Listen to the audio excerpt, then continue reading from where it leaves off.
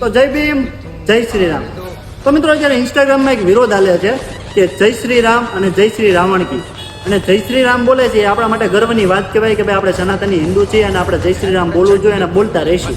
પણ એક અત્યારે નવો ટ્રેન્ડ આવ્યો છે, જય શ્રી રામ જે બોલે છે એ લોકો એવું કહે છે કે અમે જય ભીમ નહીં બોલીએ, અને બાબા સાહેબ આવો હતો ને તેવો હતો ને ઘણા બધા અપશબ્દો બોલે છે. ત્યારે તમારે બી તમે કદાચ રીલ જોતા છો તો તમારા ભાઈ આવ્યો છે આમાં વિડીયો. તો મેં આ વિડીયો જોયો એટલે ભાઈ મને તો દિલથી ખોટું લાગ્યું, અને આપણે તો વટથી વિરોધ કરવી છે ને વિરોધ કરતા રહીશું, બરોબર.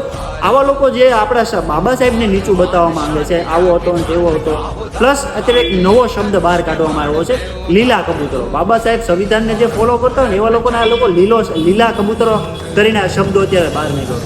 તો આ જે લીલા કબૂતરો કહીને જે બોલાવે છે ને એ લોકોને હું કહું છું કે ભાઈ થોડાક માપમાં રહેજો. પછી ખોટું અમારે લોકોને પછી રોડ પર આવવું પડે ને ઘર આવીને મુમરા તમને ભરાઈ દેવા પડે, બરોબર. આ જય ભીમ વાળા હું છે ને એ તમને અમે કરી બતાવું છું. આ વિડીયોને વધુથી વધુ શેર કરજો અને કોમેન્ટમાં બતાવી દો આ લોકોને કે જય ભીમ વાળાની તાકાત કેટલી છે, અને કોમેન્ટમાં નકરું જય ભીમ અને જય ભીમ જ હોવું જોઈએ. જય શ્રી રામ.